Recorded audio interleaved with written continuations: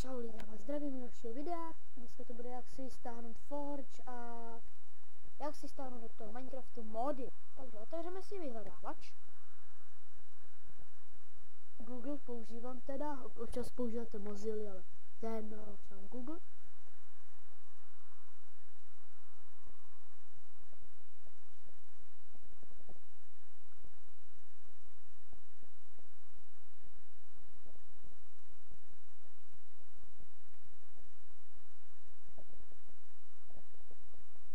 Zapnout správce u tak seklo. To nevadí.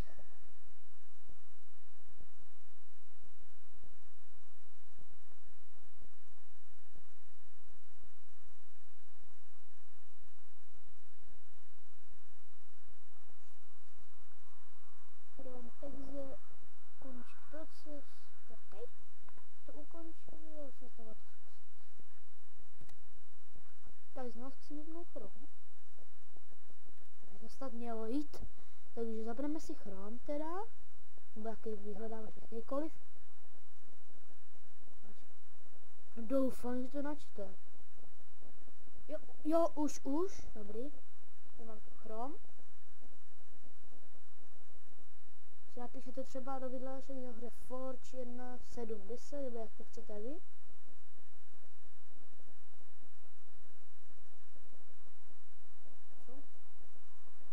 A jo, jeden matek. Tak napíšete si tady. Forge 1.10. Takže jsem to vyhledá. Tak. Ty máte file s minecraftforge.net a vy si stanete minecraftforge.net 1.7.10.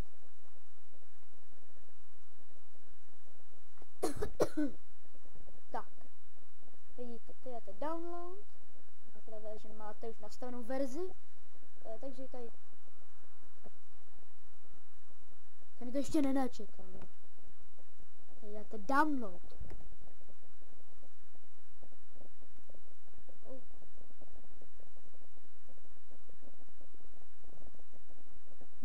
A dáte show download, že se nastavíte.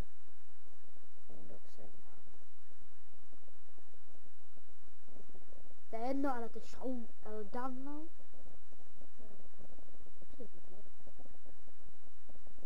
Já nevím, tak stáhne to první, a to je installer. Jak se jmenuje, to je installer.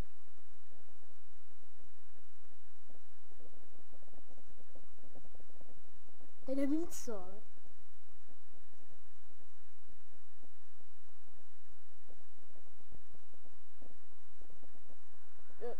Tak teď nevím, co se stalo. A do adfo US. Co to je? Skip? Skip? Ne, co se to stalo? Jo, že ono je to tady dole, ve. Mária, já jsem taky já. Taky pakože. Ne, že jsem to stáhne, za chvíli se vám to musí stáhnout. A vy na to kliknete, počkejte. Dej! Forge, zbývá 0 sekund, musíte chvilku počkat, dá se to kliknout, jo. Zahodit Forge, to otevře. Vidíte, už se to začítá, to otevře.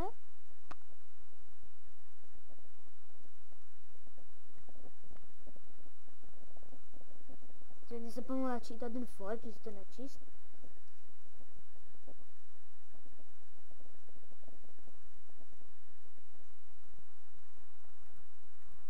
Tak, a teď jsem ukážu toto. A vy, a ten bude stále stáhne, na to vy jen dáte OK. A pak tam to zobrazí nějaký instaly, že tam to instaluje. Pak dáte, musím ukázat, jak to instaluje sucefolie a vy tam dáte OK nebo close, já nevím, já dám cence a to nechci instalovat. A teď ukážeme, jak se to stáhnout nějaký mod. Já vidíte, si dáme novou kartu a tady si do vyhledávače, nebo už to tady. Jmenuje se to 9.mlinex.net. Do videa vám dám odkaz na tu stránku. Snad když doděláte Forge, napíšete na 70, no to vám to nemusím ani říkat, to dáte hnedka to druhý tam bude a dáte toto. Musíte chvilku počkat, ta stránka pomalu nočíš načítá, hrozně tady to je jediná, co mi to pomalu načítá.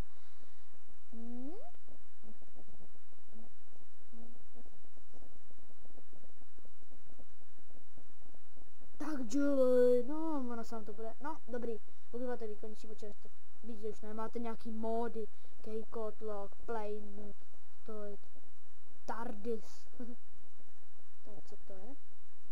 No že už to jsou módy na 1.8.4 nové, je Chameleon blok. Tak, já si třeba stáhnu damage indikátor. Damage indikátor mám stažený. Já ho stahovat nebudu. Tam jsem... Já nevím, co napíšeme. Okay.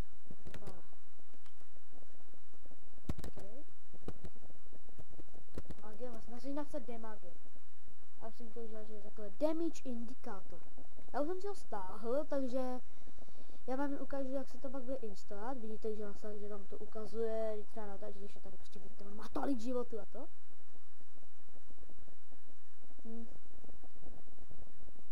Tak, takže tady jsem ukážu takhle dvě věci, na jaký verzi chcete. A já chci tu jednu sobě. Toto první, co tam bude. A si ukážu toto, vy dáte download, sám to stáhne ten mod a pak. Když udělá ten Forge. Tak když půjdete do tečka Minecraft.net, tak se vám tu ukáže objeví složka mod. A tady jsem si dal už ten damage indikátor. Vy tam prostě ten skopírujete ten stažený soubor damage indikátor. A vložíte. Pak zapnete Minecraft. A pak vám ukážu, jak si dát tu verzi. To je nějaký Shiggy launcher, já mám Keynet launcher, to je jedno. Tak. A půjdu jenom na single player, protože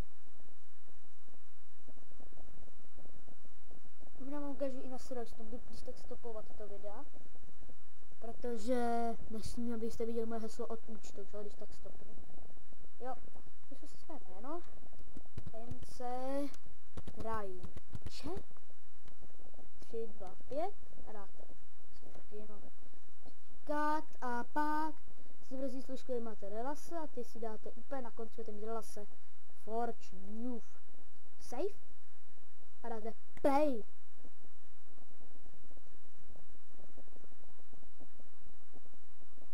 To je něco mám říkat, to.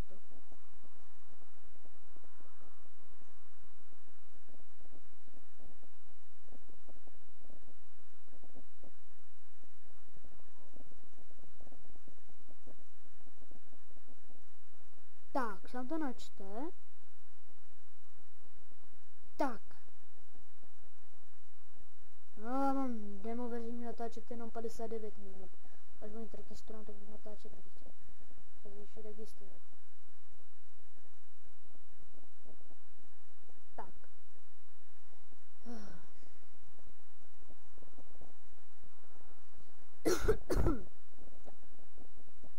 Nešlo mi na 5-2, které mi uskne, to je lepší, to nebudu.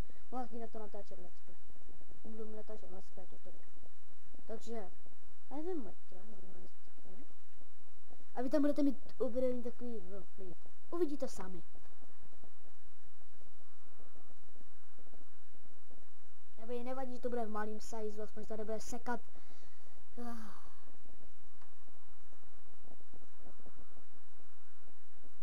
Takže už se to načte.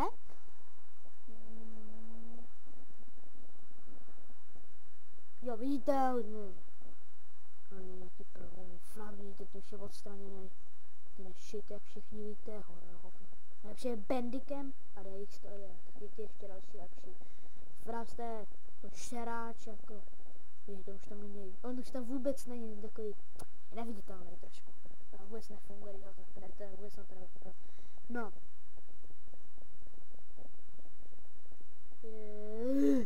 Nám ukážu indikátor, nám ukážu i jiný módy. A to je jedno, já ještě nevím.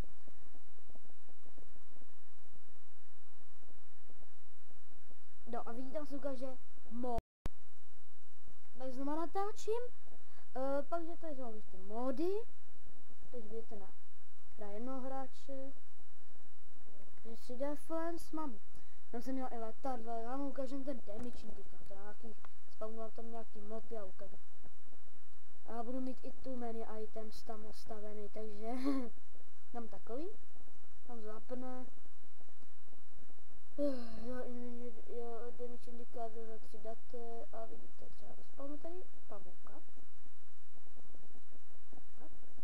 No, kliknu a vidíte, jeskyní pavouk, má tolik životů a měl, vidíte, jeskyní pavouk a teď se vám ukáže, jak mu to ubírá životy. Takže víte, kolik jste mu dali damage, takže vidíte, ty mám jako takový dobrý mod, tady mám i takový, díjte, tu mám i friends mod, ale takže čau, tohle je začal dělat tutorial, doufám, že se vám líbilo, dejte prosím like, odběr, takže dívejte, jdeme toto, takže já se s vámi loučím, like, odběr a čau!